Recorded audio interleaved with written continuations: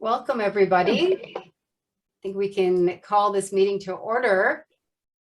Nice to see everyone. So the first item of business here is to approve the minutes of the last meeting. And I was not present, so I will abstain from that. But does anybody have any comment? So moved, we said? Second. I just wanted to make a comment about the minutes. And this is a comment both for the minutes and for our discussions and for our materials. To the greatest extent possible, if we can avoid using acronyms. I just noticed there was, I think, DON, and it was capital D, lowercase o, lowercase n was used for Department of Neighborhoods. I would just encourage in drafting our minutes and in drafting our documents and in what we talk about, if we can avoid acronyms and abbreviations as much as possible, I think it'll improve the clarity of our work. So I'm not suggesting an amendment to the minutes, just moving forward a recommendation that we try to avoid abbreviations and acronyms. Second. Good suggestion. Second, yes, third. Okay, did we get a second to approve the minutes? Second. All in favor? Aye. Okay, motion carries. Did everyone have a chance to look at the agenda? Is there a motion to approve the agenda? So moved. Second. All in favor? Aye. Aye. Motion carries. Okay, wonderful. So just a little bit of background before we go to public comment. Just want to note that the commission just recently made 4 initial maps available to the public, and we wanted to include the public in the conversation from the very beginning. These maps are starter maps, they're drafts as a starting point of discussion, and they're based on the Seattle Charter mandated rules, which, paraphrasing here, include same population by 1%, must be compact, contiguous, when practical, should follow existing districts, geographic boundaries, and consider current communities and neighborhoods. Our GIS consultant explained at a previous meeting that the maps were drafted in kind of a wide spectrum, 2 that were computer generated, and then 2 that were drawn by a human being. And I think, we've gotten some good discussion. We're getting public comments. So I think the maps, are doing their job of generating discussion. We're not going to be selecting one of these maps, but they're a tool in our process. And we're going to keep improving on them and making them more interactive. So I think soon the public will be able to see many more details, street level and demographics information on these maps. So with that background, I'd love to open it up for public comment. And we have some folks who are signed up, I believe.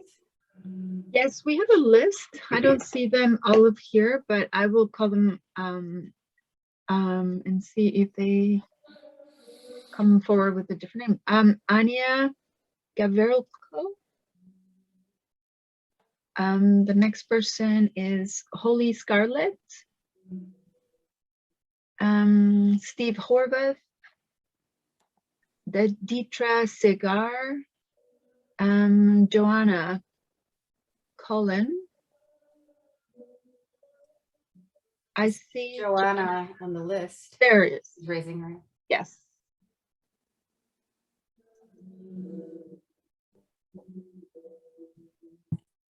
Hi, Joanna. Can you see us and hear us?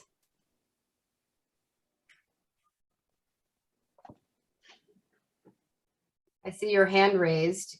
She's muted. She's muted. Okay. There. Okay. It said I unmuted and then it said the host muted me. Technical problem. Sorry about that. Well, we can hear you now. So I don't think I signed up for comment. I don't remember signing in for comment. I signed in for the webinar, but I'm somebody who wants as much detail as possible on those interactive maps because Dave's redistricting app has a lot of good information and ways of looking at things. So I encourage you to have as much detail as possible. And maybe by precinct, it would be good. All those layers should be available. Elsa, do you have any sense of when the more detailed maps and the ability to draw your own map will be showing up on our website? I think it should be coming up in the next week or so. Yes, that's my understanding, and I know that's a good question for Dennis as well. Well, I think most people will be, instead of trying to start all over and draw their maps, they'll probably be looking at those and tweaking them in some way. Or, except for a few groups maybe that have a lot of. Yeah, that's actually a good point. I wonder if there's or maybe we can see if Dennis can give us a training on how to take the maps that the consultant has created, put them into Dave's redistricting app, manipulate them, and then, because I think Joanna's absolutely right, is that it might be useful for people to be able to use the maps that have been created and then alter them a little bit. Yes, I think that would be absolutely necessary in your layers.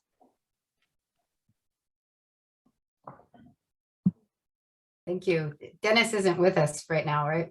And actually, I wonder if that's something that we can talk to Dave Bradley about. I wonder if Dave can put in a layer in his app that imports the data from what the consultants have drafted. Yes, if I may say, I have a meeting with Dave, and we can definitely Well, ask him. certainly he did that for the state and the county. Okay, so maybe he's probably already planning on doing that then. We can check on it though, for sure. Thanks, Joanna. Is there anybody else? We have other people that we got an email that they signed up, but they won't be speaking today. Deetra, she was not. Joanna went. Joyce Bannon. But also, it sounds like there might be some confusion about when people are just submitting things online, when people are actually signing up for public comment, and when people are submitting other information. So I wonder if maybe we can work on the information to make it clear the steps that everybody needs to take to do. Yes. Yeah, what we did, we changed the format, and now we have one specific area where people can submit public comment, like written public comment. The other one is you signed up to actually come to the meeting. So there's two ways. And also we have been emailing them to confirm whether they are going to be present or not. And we did that, but we did not hear except for one or two people for today. So we left this list to make sure that, but just to make sure that we're following that. For sure. Awesome. Yeah, thanks for your work on it. Yeah. People's schedules may change. And I think the last one is Joseph Lackman. Okay, so they're not here. So. Okay.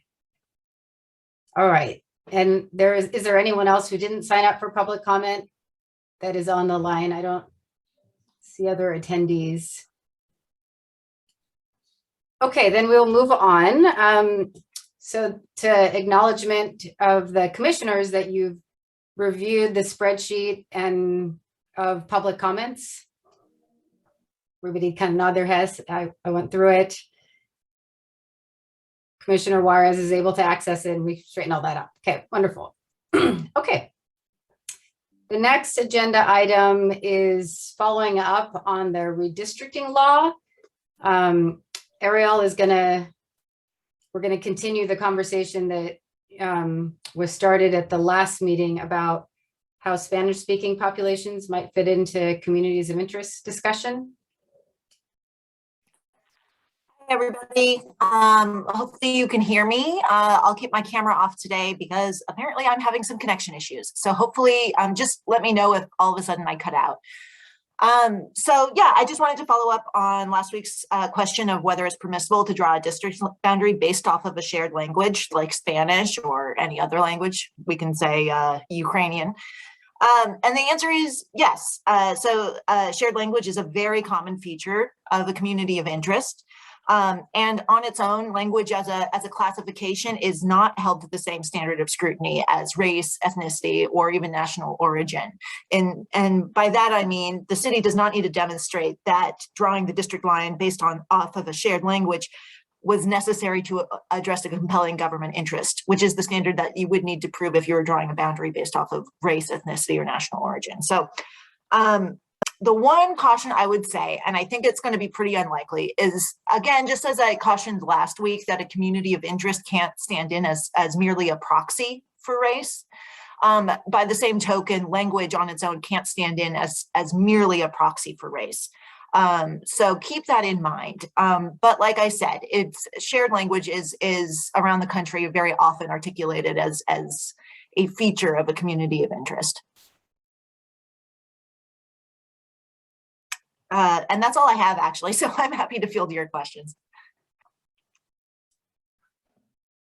That makes sense. Thank you for that clarification. Okay, thanks. Terrific, thank you. Okay, then the next agenda item is a discussion on communities of interest. And I think Elsa is going to start with some definitions, or do you have a presentation? Yep, here we go. Yes, please let me know when you do this. Can you see my screen? And Elsa, can you clarify what the end goal of this discussion is? Yes, can you see my screen so I can Yes. not worry about that? Yes, we can see it. Thank you. Yes. So the conversation from last week was to have a space for the commission to have a discussion around what is the commission referring to when talking about communities of interest. And let me walk you through this. And the goal is, as you're making the decisions and as you're listening to the public, also, what are the things that you want to hear back from the community when you go to events, listening sessions, and what are you needing and wanting to hear from the public as well, and as well as doing your research on it. And so just as a quick context, we have what do we need for redistricting, we have the commission, and this is what the rules to draw the new district say. The yellow one, it's pretty broad, and that's why the need to have a conversation and to agree on the definition. Some of them are the rules are very specific, be compact and contiguous. So those are simple, not that much, but at least more than others. We have approximately the same population by 1%, follow existing district boundaries, and recognize waterways and geographic boundaries. And this one, by charter, what it says is recognize communities and neighborhoods. So what does that mean? And that's the purpose of the conversation today. I wanted to bring up the principles that you all put together earlier this year at the work, make sure that we're following what you're set up yourself for it. And so I just put together, and I sent a document too that describes like different definitions of what communities of interest are throughout the nation. I pulled this out from the Seattle Charter that describes what I basically said in the rules, but this is a quote that says, district boundaries shall be drawn to produce compact and contiguous districts that are not gerrymandered. The population of the largest district shall exceed the population of the smallest by no more than 1%. And to the extent practical, district boundaries shall follow existing district boundaries, recognized waterways, and Seattle communities and neighborhoods. So as you can see, there's not much definition there. And Ariel, please help me out if there's any other place at the charter that said it. There wasn't.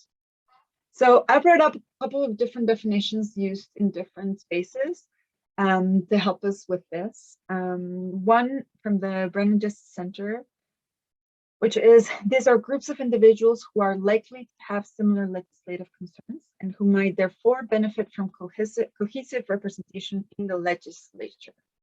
That's one Another one that I pulled from this training document put together by a coalition of social justice organizations, many different ones. I put the link there for you to look at them up. I also sent them by email, which gave me a little bit more guidance on this. A community of interest is a neighborhood, community, or group of people who have common policy concerns that would benefit from being maintained in a single district.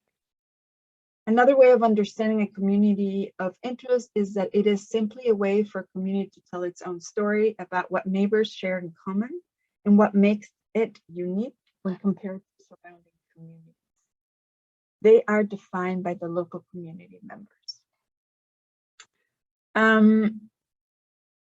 This is another one that says communities of interest can include a neighborhood or an area that people live in. This is as simple as the 15. The people, I took this a lot from the King County redistricting process. The people their community would like to choose as their representatives in a local group that is brought together by a common. I thought this was also interesting, and I took it from that redistricting training from the Coalition of Social Justice Organizations. It's a national coalition that said, why is a community of interest important? Keeping communities of interest together is an important principle in the redistricting. It can be especially helpful to communities that have been traditionally left out of the political process. Community members can define their communities by telling their own stories and describe their concerns to policymakers. Without this, those who may not have their best interests in mind will define the communities for them. Some examples, and this is to give you material for a discussion after this. It would be great to go around and say what you think we should consider, or things that are not here, they're not considered in this. A community of interest can be defined in many ways. Race and ethnicity can play a role in defining communities of interest, but cannot be used as the sole definition. Residents may have a shared ancestry, history, or language, and here are some examples. Residents who have been working together to advocate for keeping a local health clinic open, or as such. Community members in an area who formed around getting assistance to repair their neighborhood after a natural disaster or pandemic, as it's happening. A neighborhood organizing to have a high school built closer to their area. A community that advocates for having a special recognition for cultural holidays, like the Lunar Year, as an example. Neighbors who are advocating for the closure of a nearby pollution industry or such. More examples, and this is where we're going to go after, which is what does the commission want to hear from the public, and how just some help for the community on how to self-describe a community of interest that might be helpful. So having heard this, I would like to hear your reactions and thoughts about how the commission is going to be, and we'll be taking notes, defining communities of interest as we go along and talk to the public and listen to the public district boundaries.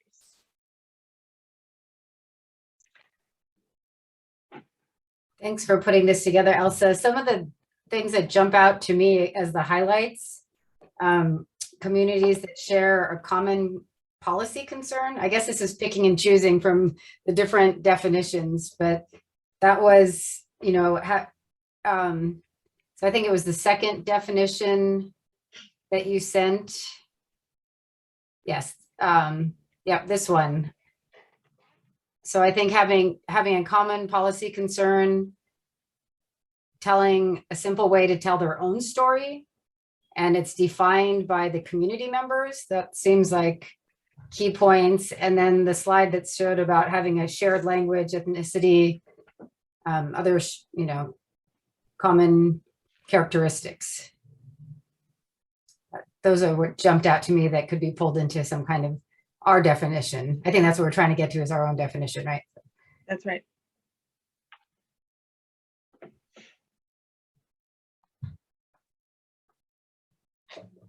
Commissioner Malava?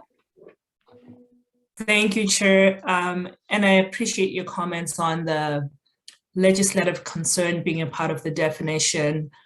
One thing that I wonder about, and Ariel, this is likely a question for you, on if the expansion of that definition can include communities that are historically disenfranchised or historically impacted, because I would want us to be cautious about the legislative concerns part, because there is a wide variety of communities that have been working on legislative issues that may not be to the benefit of the intent that we are really, I think, on a path for the commission. So curious if there can be an expansion there, and then I'll have other comments and thoughts. Commissioner Malaba, can you repeat for me the question? Whether it's the common concern can include what? Whether the legislative concern definition can be expanded if we're including it in the definition to say legislative concern from communities historically disenfranchised or impacted, but some kind of historic emphasis and not so much broader legislative concern. It feels like a very loose definition of who would make up communities of interest. Okay, well, I do think that legislative concern in terms of historical marginalization or historical underrepresentation is absolutely a frequent feature of communities of interest and is certainly allowed. It doesn't have to be that. So shared concern can be a concern about plans to build a new freeway exit in your neighborhood, whether or not that has to do with historical underrepresentation or not. It could just be a concern that the neighborhood has, or the desire, the shared concern to fix up a new branch of the public library. It really can be quite expansive. So I would caution against limiting that factor. Great, that's helpful. And then I think the expansion to my thought is also around I don't see income level being reflected here in definition of communities of interest. And is that a factor that could also be raised in terms of if you have a specific community that has been working on this legislative concern around the access to affordable housing, for example, and is disproportionately an area that has lower income households, like some pockets of the city where we see some of those patterns, is that something that can be elevated, or is it too much of a proxy to race in this context? It is not. No, it absolutely can be a factor in a community of interest. Having a historically disadvantaged neighborhood economically is very often a feature of communities of interest. So I would say that it's absolutely okay to use that as a factor in the identity of a community of interest. Great. Thank you. Those would be my offers in addition to what Commissioner Shao had started.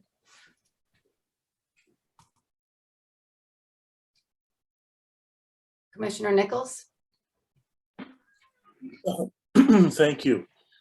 So as we went through, and we went through pretty quickly, but as Elsa was going through these different definitions and different approaches to what makes up a community of interest, I don't think that they're mutually exclusive. I think that community of interest is much like what the Supreme Court once said, which is we don't know how to define it, but we know it when we see it.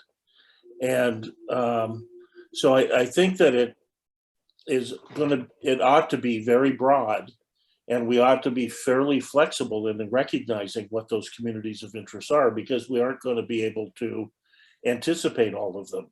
We will, in the public comment, I think, hear from people who perceive a community of interest that we may not have thought of. And I think we should leave ourselves flexibility to be able to consider that and respond to that. So I think this is very useful, and it's good for us to kind of work it through. But I'm not sure that it's going to be either possible or even desirable to come down to one single defining community of interest statement. I just don't see the advantage of that when our job, I think, is to hear, to take in, and then try and build the best map to respond to the communities, all the communities of the city. So that's just an initial reaction. Thank you. Thank you, Commissioner Nichols. Ariel? Just to add in my non-legal 2 cents, but or maybe legal-ish 2 cents about communities of interest.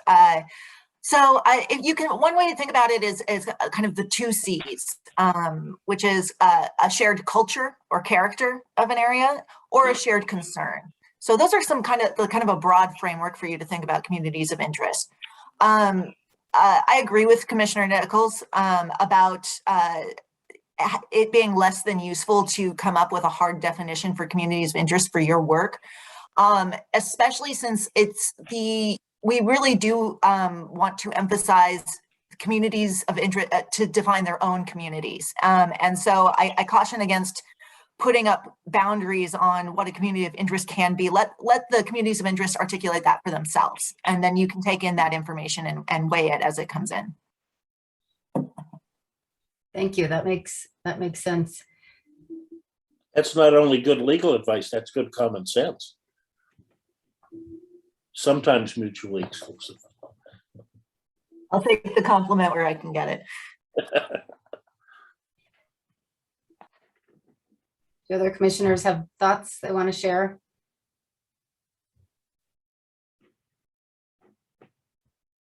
How, Elsa, I think we were trying to get to, maybe we should say a broad definition. Or are we comfortable? Do you want a definition to add to the slide deck earlier on?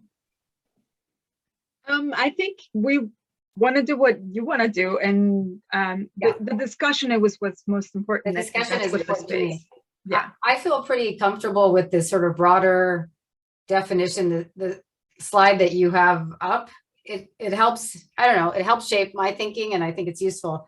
Commissioner O'Sullivan. Yeah, I agree that maybe using the term community of interest and neighborhoods and just seeing where that takes us, as opposed to trying to articulate a specific definition, because I think the communities themselves may provide input into how to define it.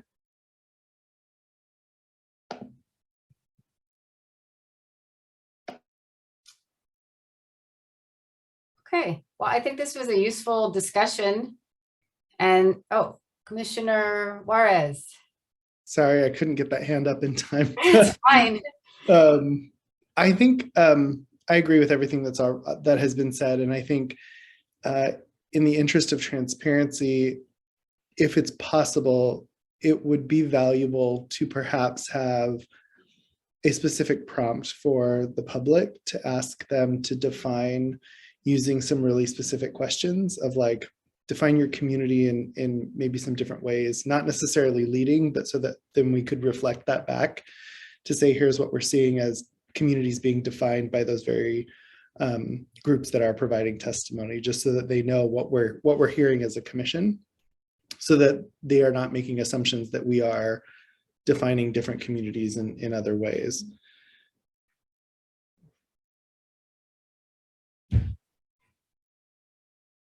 I guess that's a suggestion for Elsa and staff, but thank you. and may I say my hand? Elsa, go ahead. Not following the rule. So yes, and my next question was, when we are going to, and I've started to have this conversation with the organizations that I'm meeting with in the public, where they say, what's the best way to provide feedback? Is it on the specific maps? Is it in the community? And so the questions that we are going to be putting up for the public have to do with, how are these maps going to impact or affect your community, or the issues that you're working on, or the issues that you shared in your community? And those are the questions that I want to make sure that the public understands, and we all agree that this is what we're asking. Because they're like, what do you want to know? You know, we always tell the city something, but this is very specific about their community. So I wanted to bring it up as a discussion for sure. I think it is like what holds your community together, and the sentence of like what makes your community unique. How do you describe, how do they describe their community, and what are their main concerns? I mean, they don't have to think of them necessarily as policies or legislation so specifically, but communities have things that sort of hold them together. Commissioner Nichols. Well, I thought that EJ's comment was right on point in that one of the things that we should ask at our sessions is, what is the community of interest that is most meaningful to you? What do you want us to most respect as we are trying to balance these districts' population? And I think we'll get good feedback through that question. And we will not have told them, this is what we think your community of interest is. I think puts us in a better spot. And also, I thought the way you went through this was really good. It didn't take long, but it did cover a lot of ground. And I think if it's possible to kind of share that at the different listening sessions, I think that would be a positive thing. Certainly, it gives people a good sense, and then you have some more concrete examples as you get towards the end. Commissioner Malaba. Yeah, I agree with not getting to a narrowed down definition. I do, though, believe that having a point where folks can react to, if we could have a draft broad definition of what we're defining as communities of interest, because right now we don't have that clear criteria. And if it's just going to be informed by, because we define ourselves as a community of interest, therefore we're going to push for and advocate for specific requests through this public engagement process, that feels to me as less of a foundation for the transparency that we intend to have in this process. So I guess I'm wondering if we're agreeing on not having a definition, is that saying we won't have a high level point of reference, or are we agreeing that we will have a definition but keep it as loose as possible for us as a commission? And I assume that you're recommending that we have a loose, kind of a broad definition, or at least we might not even call it a definition, but some kind of description. Yes, a criteria that folks can reference in defining themselves as a COI. And if we need to expand that definition, we can get that feedback from community. I'm comfortable with that as long as it's fairly broad. Commissioner O'Sullivan. Yeah, so I think the slide that's up is a good starting point. I also agree with Commissioner Nichols that if at the listening sessions we're able to present the broad array of definitions of community of interest, that I think that'll give members of the public enough to react to so that they can define their own communities of interest. I mean, I think this slide that's up is a good starting point. But I do think we'll get meaningful input from the public when we ask them to tell us how they think of their communities of interest.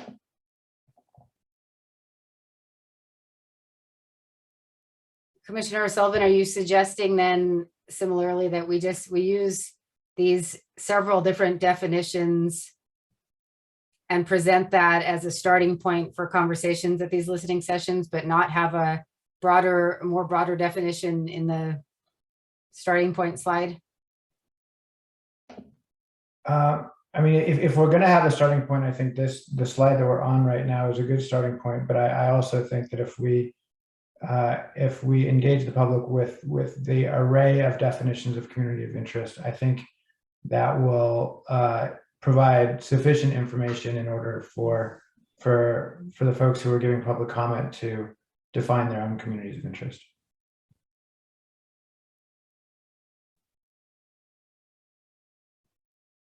Commissioner Malaba? Yeah, I think that's a great suggestion. I would just still underscore that having a more defined and structured place provides opportunity for us to be more effective in engaging community. And if this slide that's showing up is the definition that we go with, that can be a starting place and we can build on that rather than having a list of different definitions and expecting that some of the decision points would have to come from folks who may be less engaged in the process.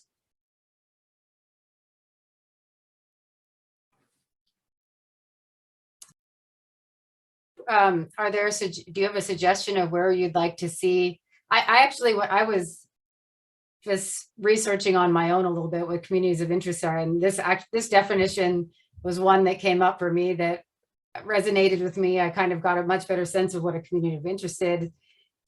So I feel comfortable with this definition too as being a good starting point for us.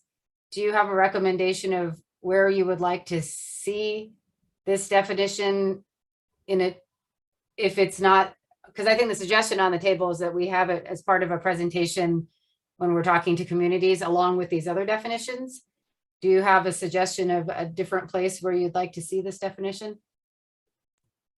I definitely think it's in the presentation, but keeping one definition rather than an array of different definitions. And this one gets close to being all encompassing and broad enough in my perspective to start conversation and feedback. And if we could also have the loose definition be included somewhere in the website in terms of the platforms where people are giving feedback, so they have a point of reference. And if they have feedback specifically on the definition, they can also provide that feedback to us via the public comment avenues that we have. Okay, I think what we could do, and let me know if this works for folks, that we use this communities of interest definition too, and we have that as a place people can click on when they're looking at all of our materials as a starting point. But in the presentation, when we're having the listening sessions, that we would include this definition as well as other definitions to spark conversation, because some of the other definitions have aspects that this one doesn't have, but this would also be included as maybe the starting point. Does that seem like a reasonable? I think that pulls together the two requests for a more specific definition that folks can look at and a broader set of definitions to kick off conversation with communities. Can I get a thumbs up if that seems reasonable? Okay. Elsa, does that make sense to you? Okay. Well, thank you. Thank you. This was a good conversation. Okay, let's move along. So this next conversation is about the conflict of interest criteria from ethics. And I don't see Mark on here yet. Are we a little ahead of schedule? We are. We could, I just sent him a message to see if he can join, but we could swap, and I can do the outreach update. And Oh, okay. Sure. if everyone is okay with that. Sure, let's do that. Because I think he said he was going to join in like a few minutes. What did he tell us? You have him on at 12:55. I think he was going to come on in like 5 minutes. So why don't we, yeah, go ahead and swap. Okay. So we have some events coming up, and so I sent you a link, and that it's going to be updated as soon as we get links, information, and all of it. It's all happening all at the same time, but I'm getting emails and requests that hopefully we can respond as quick as possible. We have 3 events coming up. One is as soon as tomorrow night. And just so you know, a lot of them are requests from different community groups that have questions and they want more information. So they're not ready to give feedback, but they want to learn more about the process and when can they when can they do and give feedback. And so The 3 events are coming up. One is on Wednesday, this coming Wednesday, 7:45, or I think 7:45 to 8:15. I think it's the first one with the Wallingford Community Council. And then we have 2 other ones coming up March 16. That is for the Yesler Community Terrace Council. And then we have another one for Rainier Beach on the 23rd. And that is hosted by the Urban League of Metropolitan Seattle. And those are, as we're going, they're in charge of them. The only one that we're co-hosting is the one with the Urban League on Rainier Beach. So we will be helping out with recruitment and bringing folks to the event. But the other ones are events that we were invited to attend. And so I know there's short notice, and I'm trying to respond like that whenever they can. I can myself give a presentation on what redistricting means, what's the process, show them the maps, and then ask now the questions of what are the communities of interest they represent, that they work on, and then asking them to either a follow-up, and some of them wanted to have one of you for a follow-up session when they were ready to give feedback. But for all of them, of course, you're welcome to join as soon as tomorrow. And so, yes. Commissioner Nichols.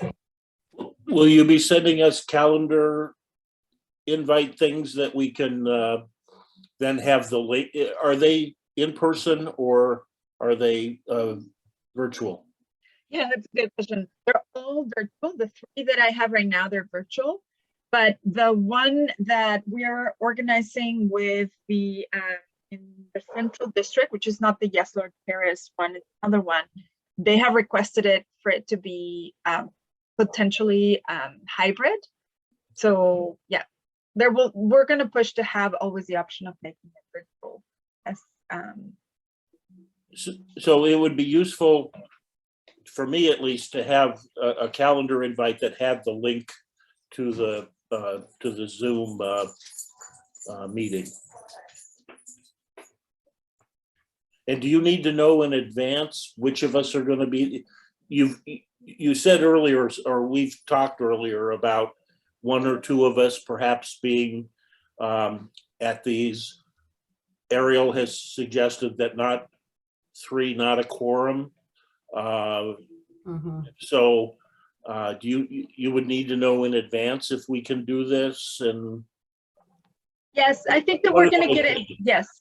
Yeah, I think we're going to get in the habit of me sending you the invitation, you letting me know when can you be there, and then for you to have a role in the meeting as well. And so then I'm imagining that, you would introduce yourself and the commission and the goal, and I could do, or we could even have the community organization or whoever is co-hosting with us, helping us facilitate the discussion. But your role would be to, if you're there, to introduce yourself and say why we're doing this.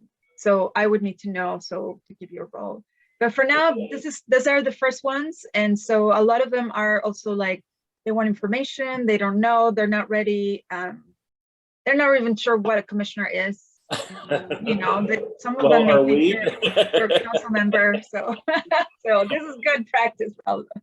So when we respond to the calendar invite, you'll know if 1 or 2, or crucially, if a 3rd commissioner is able to be there, and you'll let us know so that we can kind of sort out which ones will actually go and which ones will not, so that we don't have a quorum.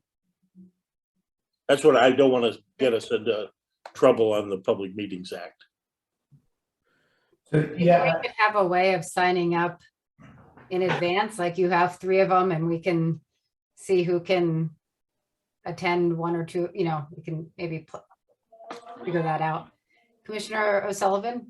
Yeah, so I was just going to suggest that we have a document so that we can see if anybody else has signed up before we sign up, so that we're not having to constantly check back with Elsa, so that before I sign up to a specific event, I'll know if 2 other commissioners have already signed up, then I'll know not to sign up for that event. But I think it's going to be valuable for us to have something that we can be clear about so that, yeah, just to facilitate that communication. Also, I hope we make it clear to the organizations that only 2 of us can be there so that they don't think we're dissing them. Unless fewer than 2 of us are there. Elsa, I thought you already sent a document. Am I wrong? Yes, so yeah, I was gonna say that you, in the email, there's a tracking sheet, and then that is hopefully something that will have more information as I have it. But it will say, you know, how many people are expected, all of that.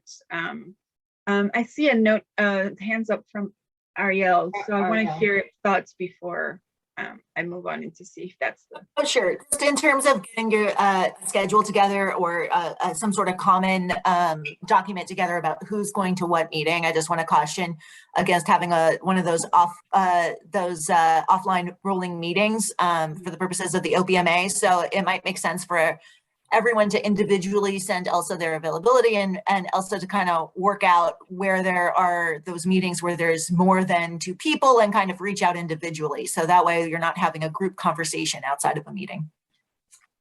Sorry, Elsa, there went your efficiency.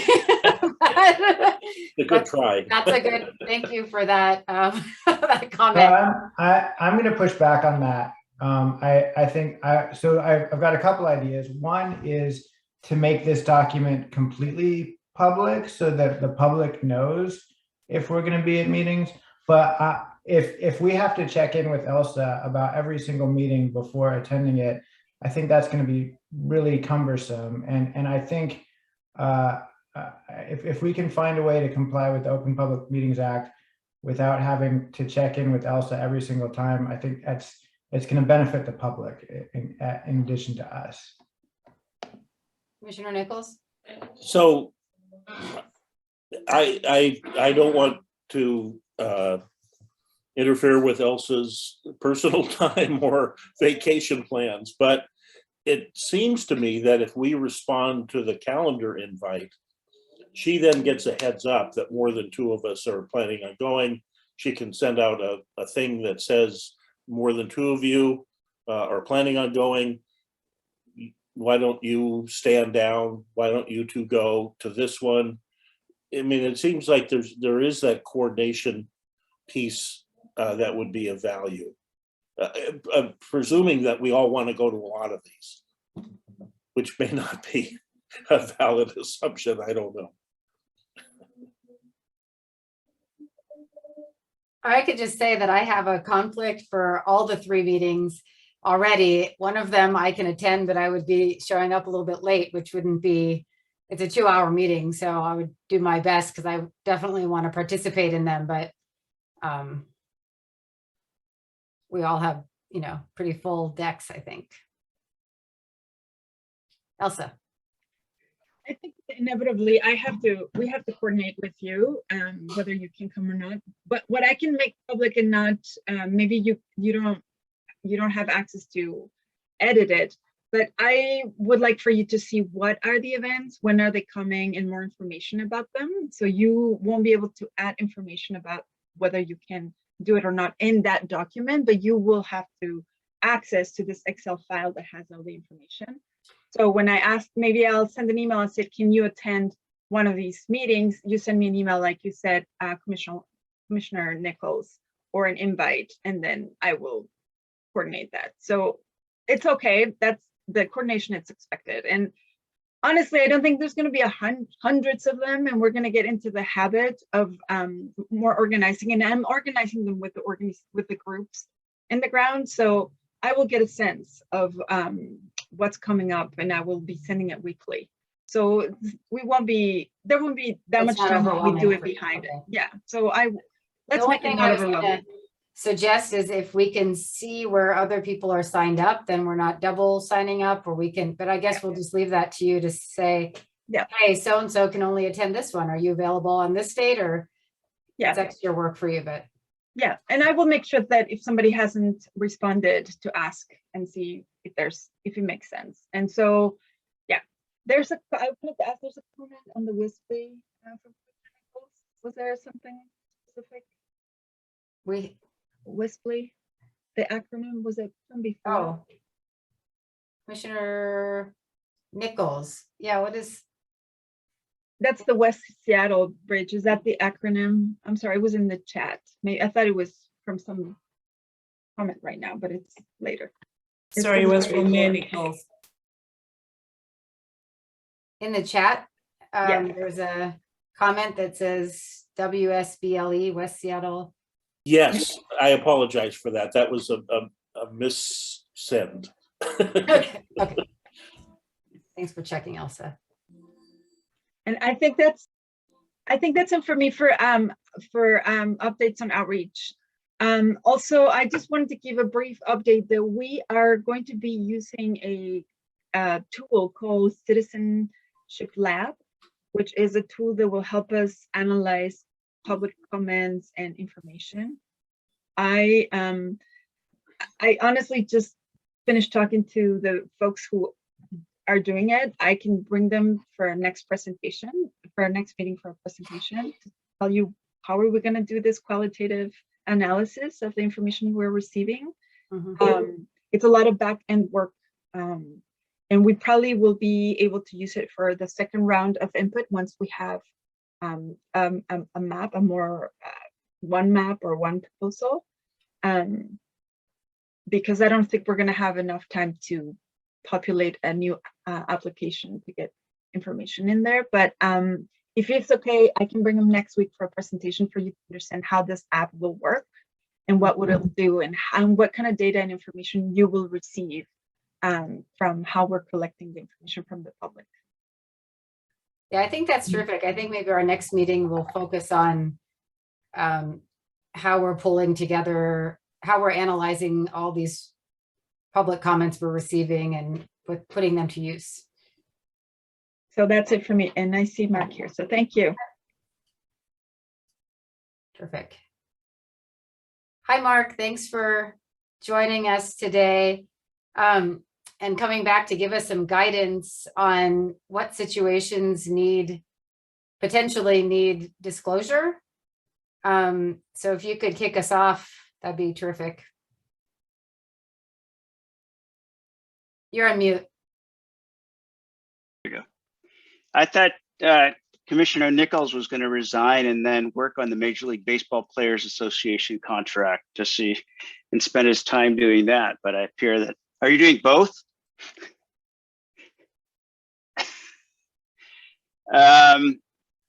So I was asked about what is for clear criteria of when to disclose and when not to disclose. There is no such thing.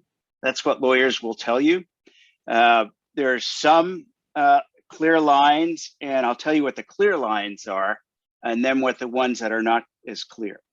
If for some reason someone appearing before the commission and you have a financial or family relationship as an immediate family member, then you need to disclose it. But you don't have to recuse yourself from acting because your family members are allowed to have opinions.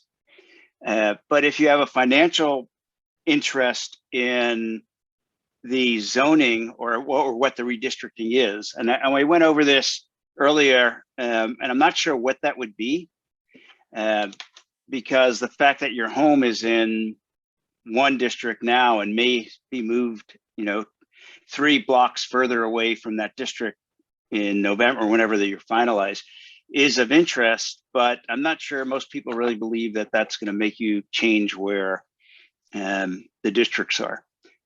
But that is technically a financial interest, and so you would need to disclose that at some point. Same thing if you have friends or other businesses that could be affected financially, family or other business that could be affected by the redistricting financially, you would need to disclose that. And then the other times you need to disclose is, I'll read the definition because that way you have the legal definition. Would an appearance of a conflict appear to a reasonable person having knowledge of the relevant circumstances that cover the individual judgment is impaired? So a personal business relationship, a transaction or activity. Those are the main areas in which there's some concern. Any other areas are those which you feel, in your opinion, are ones that a reasonable person with all the facts would have good cause to believe that there's a potential for a conflict. And there, you're more or less protecting yourselves, because I can't see what that conflict would be. I mean, I'm sure scenarios come up that we never thought of, but thinking through everything we can think of, I don't see anything that is something that has to be, that would be that conflict. On the advice, so on the advice side is disclose often, you know, the Chicago, disclose often, disclose early. It's better to disclose and deal with the potential consequences of disclosure than not disclose and deal with the potential consequences of having not disclosed. I did say earlier that one of the differences for your commission over most of the other commissions, if not most of the other commissions I advise, is when you disclose some minor potential conflict, you are a relatively high profile commission and there's media attention. And so there is the chance that someone will make a big deal out of something that's really not there. And so you have to make a decision there. And from our perspective, it's still better to disclose and deal with it, but I'm not the one who has to deal with that side of it. With the other commissions, we tell them that and they disclose what seems like a very, very minor potential conflict because it's better to disclose it than not. And no one ever cares or really pays attention to it outside of one or two other commissions that are also, for whatever reason or another, high profile. As far as how you disclose, the rules say you're supposed to do it in an open meeting. So to the commissioner, first you disclose to the commissioner, and then it's done in an open meeting. The actual way in which the commission or the commissioner chooses to disclose is up to them. Most commissions just at the beginning of a meeting, if they believe there's a conflict of some sort, they just disclose it up front in the beginning of the meeting. And that really is, from my experience talking to other commissions and working with them, is the easiest way to do it.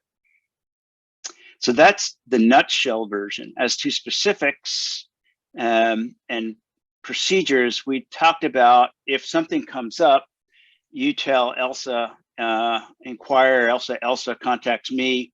If I'm not around, Wayne, and then we'll get you an answer as soon as we possibly can. Elsa, does that cover it? And I'm going to get off my headphones because I don't have to have them on. There we go. I mean, the other couple things that you had mentioned, I think that is certainly if there's a financial relationship, but you said, you know, if we're in hiring, I mean, I think we've done our main hiring, but just in case we're hiring anyone else. If a council member approached a commissioner, if you donated to candidates' campaign, I think those were the only examples that you could come up with. Or endorse them. Okay. Yeah. And again, that is one of those ones you might have to make some decisions as to how much you really want to disclose, because that is the kind of thing someone can make a big deal of. But the fact that, you know, a former mayor or anyone on this commission endorses somebody is just the normal course of business. It's not, I don't think that's going to change whether they're redistricting, unless potentially, which I mean, I guess it's possible. Actually, it is possible, unless a council member is calling to attempt to persuade versus calling just for information. Those are two different things. A council member calls and says, hey, my constituents want to figure out how do we attend meetings, when are the meetings, you know, what's the process, versus some other clear attempt at trying to persuade a different outcome, which would be a whole different ball of wax. Greg, you had your hand up. Just if we finished with that, it seemed like no one was asking questions, so I was going to ask about the financial disclosure requirements. I haven't had the pleasure of doing that in a number of years, and so what's the timing on that? Where do we get the forms? How do we comply with the? And yeah, remind us about this. This was last year that we talked about it. That's forever ago, right? And you know, I don't remember what our final answer was. Elsa, do you remember? I know I sent you an email. Yeah, we were waiting for the most updated version. Oh, right, you were waiting for Form. the 20, right, I know. We didn't want to answer in 2021 because we would have made you file a disclosure form that would have lasted a week or something of that nature. I can't, right? And you'd have to just refile it a week later. So we will get you the forms. Thank you. And Now, the all right, main thank you. thing on And the that dead- was where our residents, is that the main? That's the main, yeah. Or if you own, it'll also ask if you own or your spouse or owns property.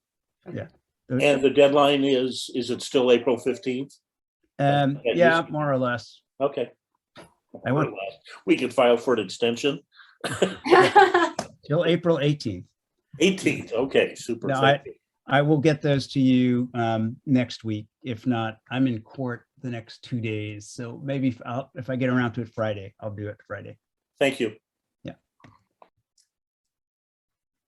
Thanks for that reminder. As for the process with the commissioners, we were thinking we could have just an agenda item every time and see if there's disclosure, or if people just want to start the meeting. If you have one, you disclose it. Commissioner O'Sullivan? Yeah, thank you, Chair. So you mentioned something just a minute ago, which was in the event that a current member of the city council contacts us, and Mr. Mayo made the distinction between someone who contacts us just for information as compared to someone who contacts us to try to influence the process. I think so. A city council member who contacts us for information versus a city council member who contacts us to influence the process. I seem to remember somewhere there being a requirement to make a disclosure when a city council member contacts us regardless, but I can't remember where that was. Chair, do you remember what, were you referencing something specific when you mentioned if we get contacted by a? No, we had a brief conversation with Mark earlier today, and he mentioned that. So that's why it was, but is it somewhere in writing that you? I remember seeing somewhere, maybe Commissioner Juarez or somebody else remembers, but I thought there was something about if we get contacted by a council member about redistricting generally, that we were required to make a disclosure, but I may be misremembering that. There's nothing in the ethics code, and that's what I was referring to. There may be something internal.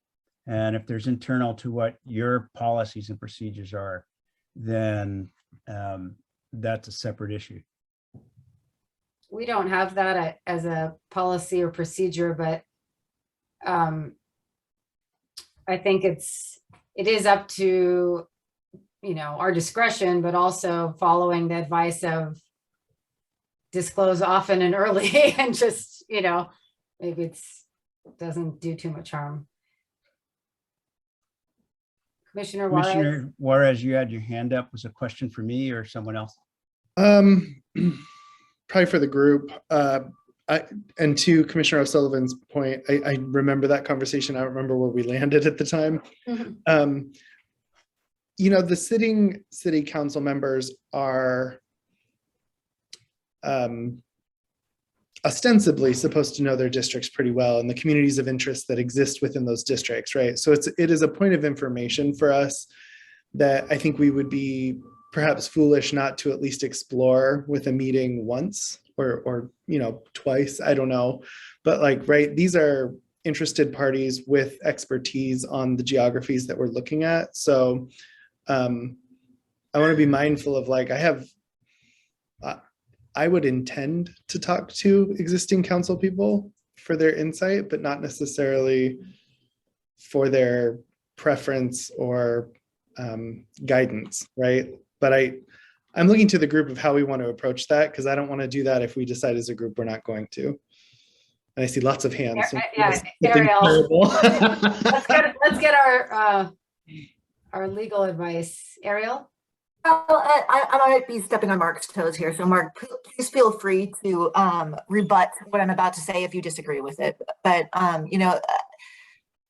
think that the real issue here is, yes, I'm not saying that you cannot speak to council members under any circumstances about the needs of their district or the makeup of their district.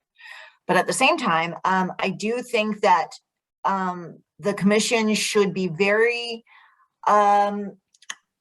wary of doing anything that might lessen the perception of their independence from these council members. I mean, one thing in particular is that these council members, they're kind of wearing two hats here, because on the one hand, yes, they do know they do, or very likely are good repositories for information about their constituents.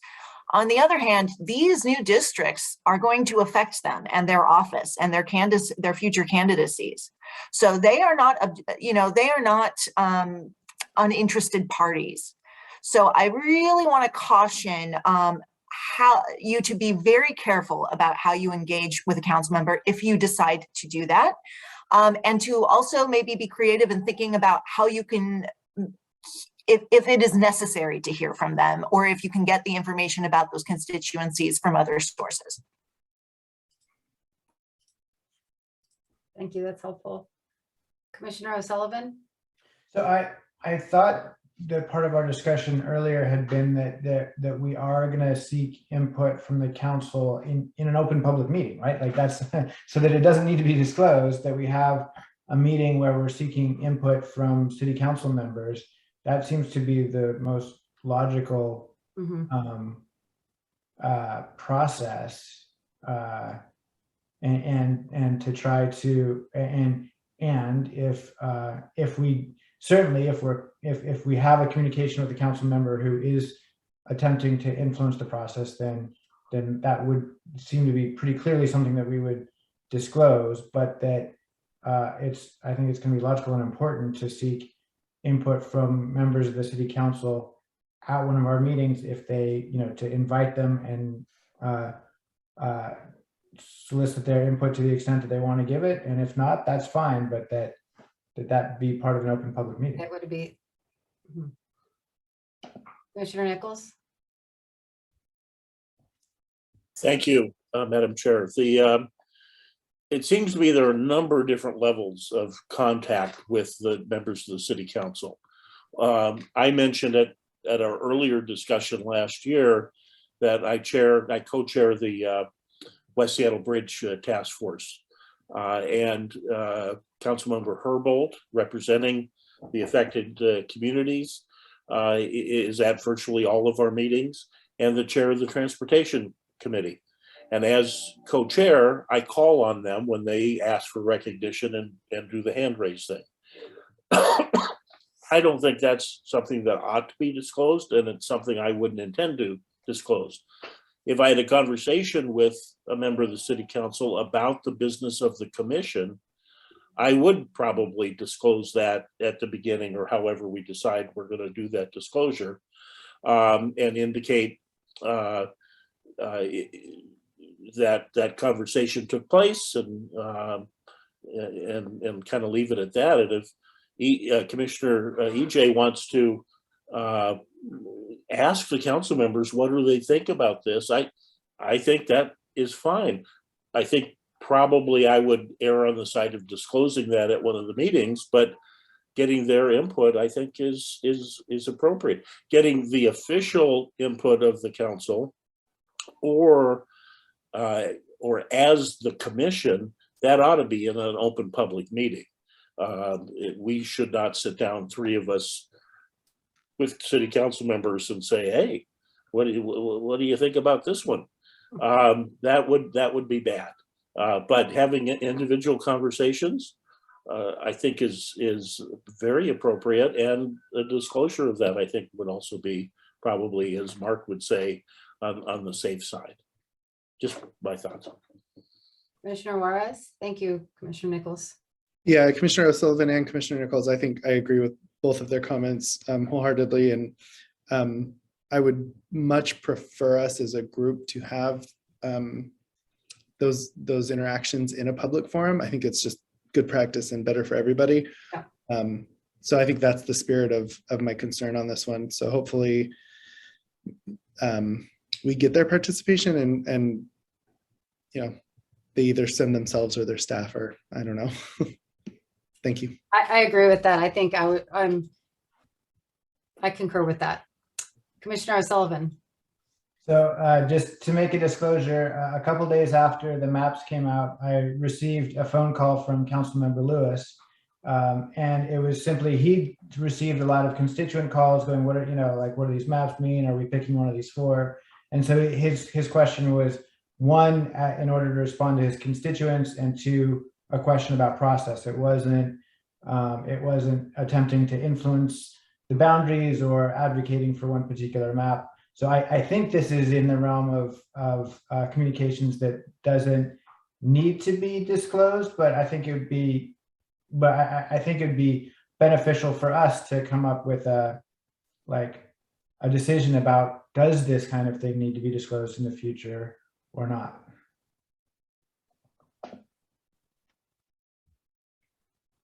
That's the perfect kind of example. Mark, do you have any recommendations?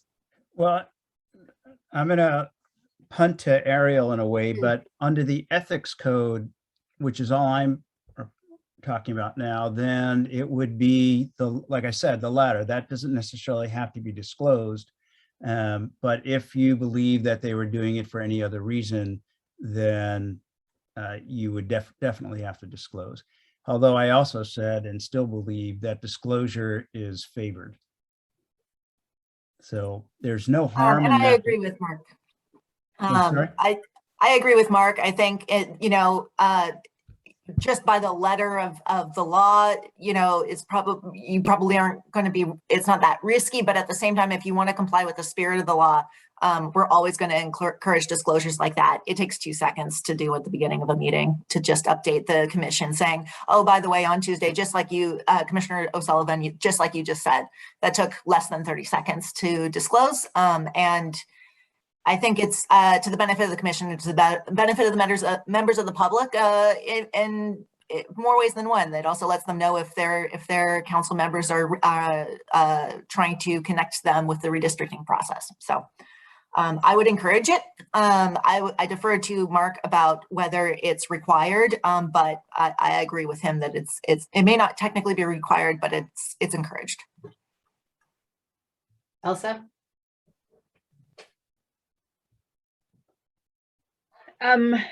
Two things I wanted to say. That we had agreed, and in a process in which if a commissioner thinks there is something to disclose, they send it to me. I send it to, in this case for Commissioner O'Sullivan, he sent it to me earlier last week, and then I sent it to Mark, and then we started this conversation also because of the email, and then that was the agreement and the procedure that you all agree last year, I think it was, or maybe at the beginning of the year. So that was one thing I wanted to make sure that it was clear that this is not the first time that the Commissioner O'Sullivan brought it up. We're just trying to follow the procedure.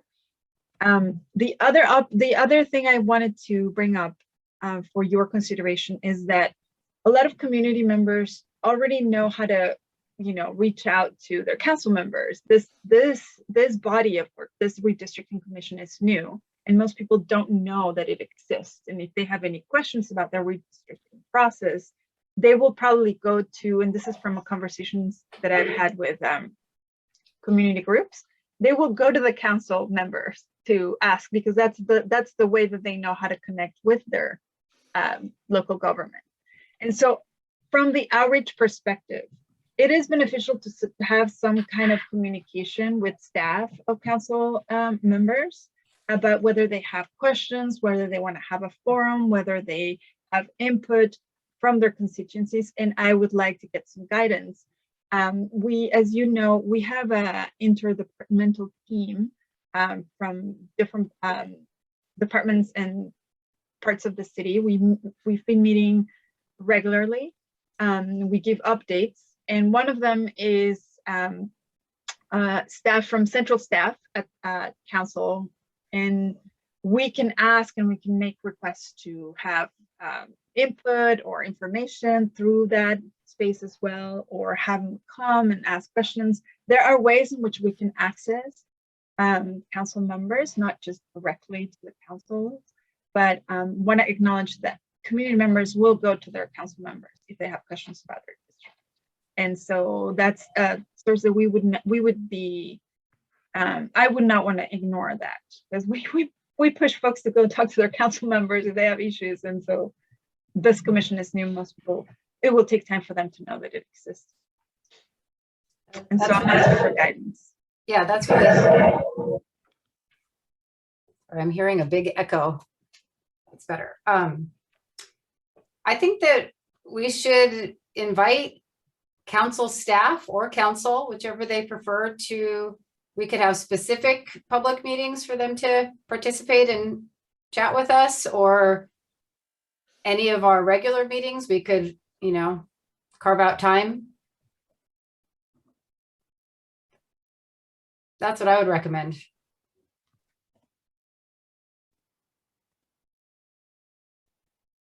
Commissioner Nichols? So I'm not sure that I'm comfortable with the idea of giving the council or their staff more access than a citizen of any a part of the city. We are independent of the council, and it is by design.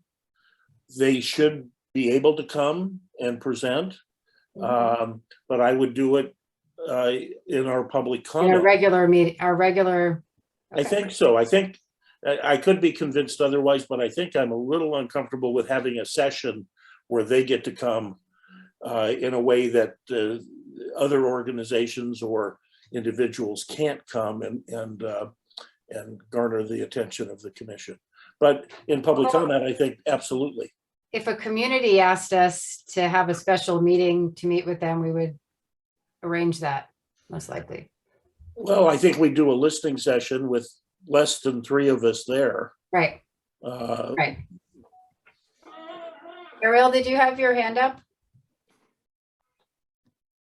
Yeah, briefly, I think Commissioner Nichols is thinking about this the right way. So I don't really have too much to add.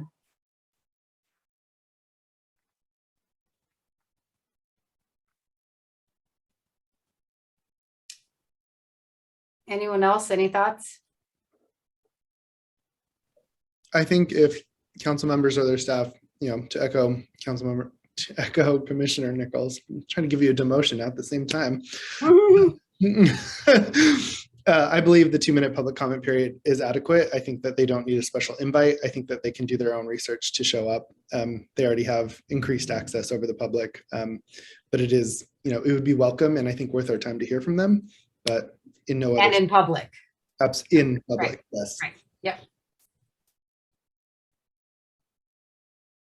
Anyone else? Okay, then if that's agreed on, the other piece, we're reminded of what the process is, so we've covered that. And we will include an agenda item at every meeting, and if anyone has anything to disclose, they can, otherwise we'll move on. Okay. And then I think that was it. Did we answer? We have any last questions for Mark while we have him, or is it? We can wrap that up, and I'm just looking to see if we have covered everything now. Our next meeting is next week at the same time. Elsa? Just if anybody's interested in coming to tomorrow's meeting, just because it's tomorrow, for Wallingford, let me know. You can tell me now, and if you're not, it's fine. I can email you about the other ones as well.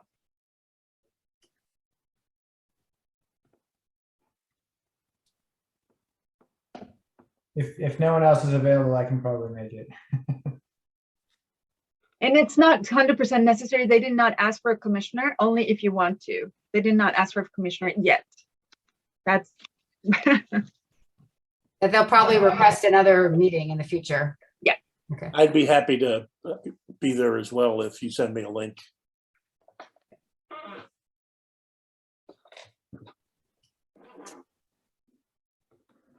Okay, I think that's it for the good of the order today. Elsa, did we cover everything? Yep. Okay. Can I have a motion to adjourn the meeting? Yes. So, Second. oh, All in favor? Aye. Thank you, everybody. Thank you. Take Thank care, you, everyone. everybody.